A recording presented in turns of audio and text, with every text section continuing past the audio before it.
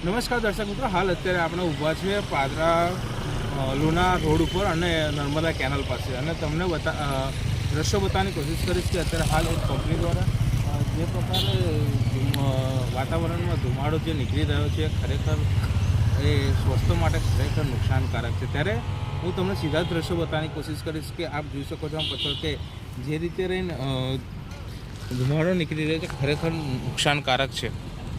આના કારણે આજુબાજુના ખેતરોમાં પણ ઘણું નુકસાન થઈ રહ્યું છે.